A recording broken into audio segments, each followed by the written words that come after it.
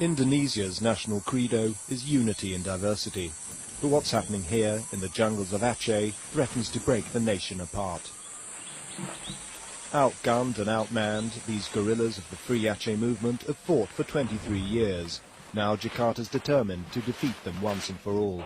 Ask how big the enemy reinforcements are.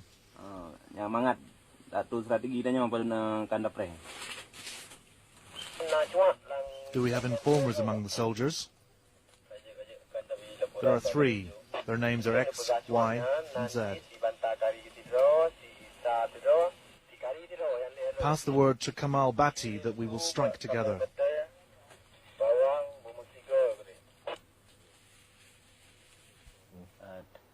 This guerrilla commander knows that his struggle could undermine the whole nation. Indonesia will disappear because in every colonial situation, once they let go of one region, they have to let other regions go too. The Achenese separatists planned their tactics in the full knowledge that dialogue with the government is not even an option. Both sides are determined to fight on. Indonesian army reinforcements have just taken up positions on a nearby hilltop. If they're really ignorant and hard-headed, we may have to take out one of their sub-district military commanders. Their case for independence rests on Aceh's centuries-long history as an Islamic sultanate and their bloody resistance to Dutch colonial rule.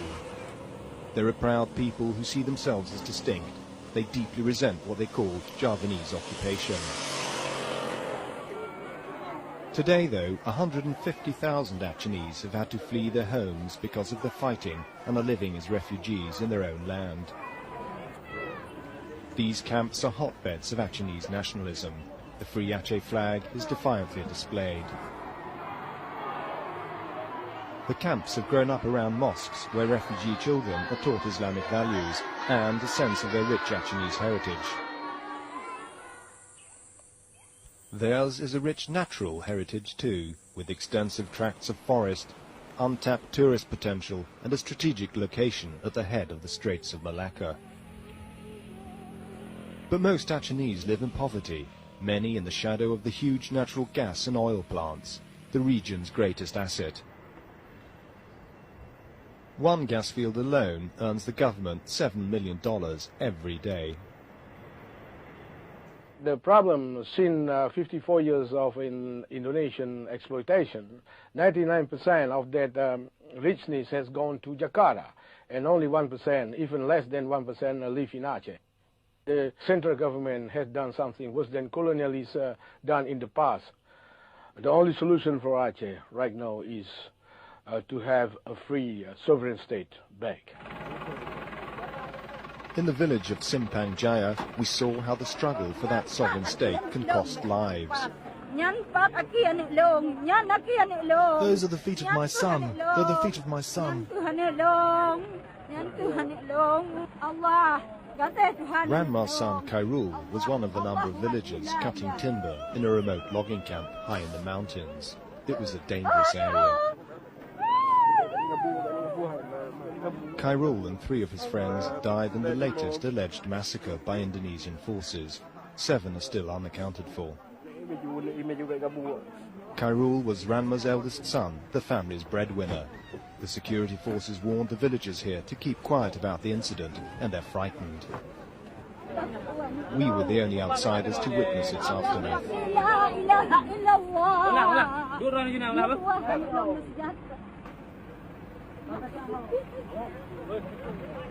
But the search party found some survivors. Some were too badly wounded to talk, but another was keen to tell us his story. Those who shot us were soldiers. Why they shot at us, I don't know. My friend lay dead. I was lying on the ground as if mortally wounded. I made groaning noises. Then silence, no more gunshots. In Aceh, it's the police force that's in charge of counterinsurgency. So he went to their regional headquarters to find out their version of what happened to Khairul and his friends. We had an appointment to see the police chief, but were fobbed off with a captain.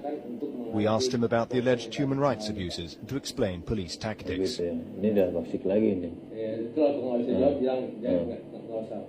question. So we asked him a general question about how the police work in this region.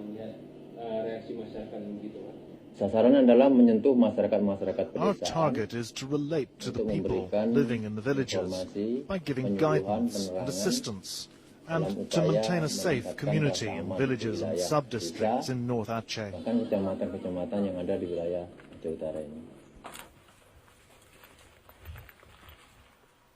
The patrol from the elite mobile police brigade which we followed was reacting to a tip-off.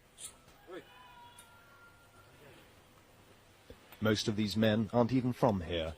They're fighting an invisible enemy in hostile territory and seem terrified, and justifiably so.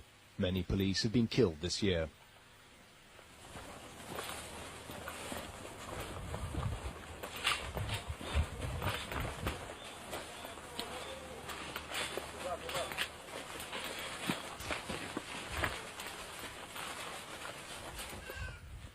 The stakes are very high, and a senior Indonesian military commander told us if the security forces fail to defeat the Free Aceh movement, the repercussions could be dire.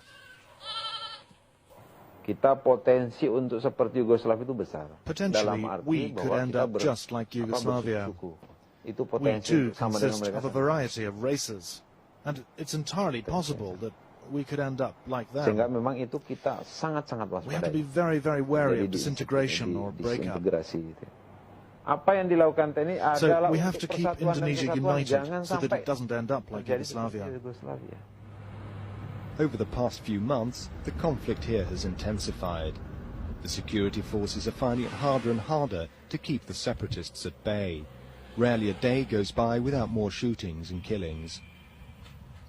On the Trans-Sumatran Highway, just outside Aceh's main industrial city, Lok Sumawe, we came across a police roadblock. The police on the scene were in an agitated state. They said men on motorbikes had ambushed this vehicle, killing a local police chief and his assistant, and leaving 4 others injured.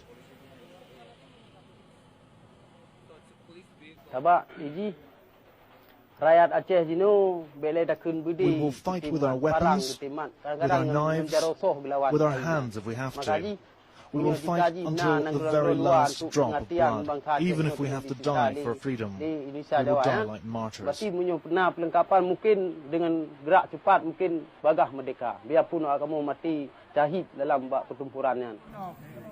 Ahmad Kandang is one of the core group of guerrilla hardliners trained in Libya during the 1980s.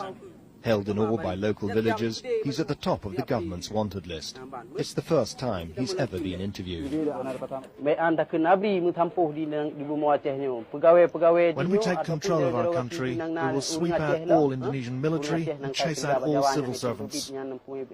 As to people who worked and collaborated with the government, we will chase all of them out as well, not just the Javanese and Indonesian troops. Amidst the worsening conflict, a small group of lawyers is investigating human rights abuses committed in Aceh. Muhammad Saleh works with the government-funded Legal Aid Foundation. It's dangerous work. These lawyers are constantly being threatened. It was a week before they'd risk going to the village of Simpang Jaya to investigate the deaths of Khairul Umuri and the other loggers. Up until now, not one of these cases has been solved, and with all the human rights abuses that have been committed, more people have died meaninglessly. Despite his fears and the Legal Aid Foundation's uphill struggle, Muhammad Saleh wants to find out whether Khairul's mother, Ranma, is prepared to press charges.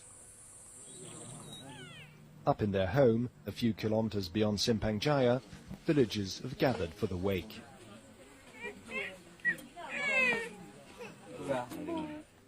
It doesn't take long to emerge during his interview with Ranma that although she's very bitter, she does not want to press charges. She has lost all faith in the government.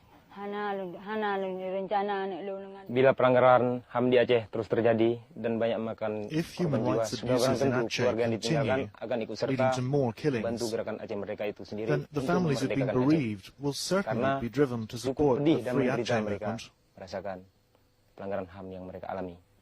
Dan itu merupakan It's been very harga pasti painful for the dan families akan who've tetap suffered terjadi these abuses. bila pelanggaran tetap dijalankan di Aceh.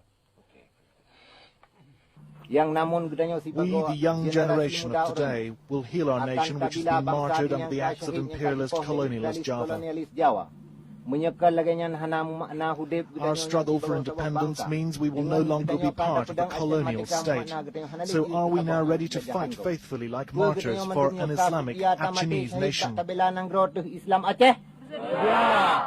Merdeka! Merdeka!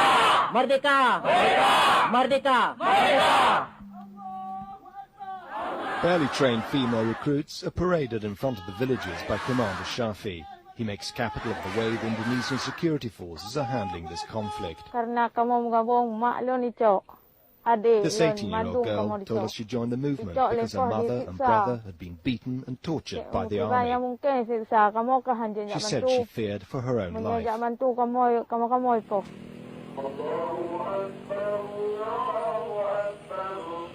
The separatists say they'll accept nothing less than full independence.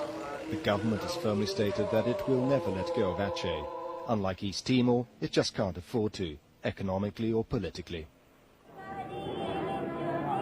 In another village not far from Simpang Jaya, in what's become known as Aceh's Triangle of Death, the results of another massacre. They're mourning 6 young men. The army says they were caught in crossfire during a shootout. The villagers think the army took revenge for the loss of their own men. The government of Jakarta now admits that freedom for Aceh could lead to the breakup of Indonesia. For the people of Aceh, it will be the culmination of a long and bloody struggle. But until then, there'll be a lot more blood spilt, a lot more people mourned.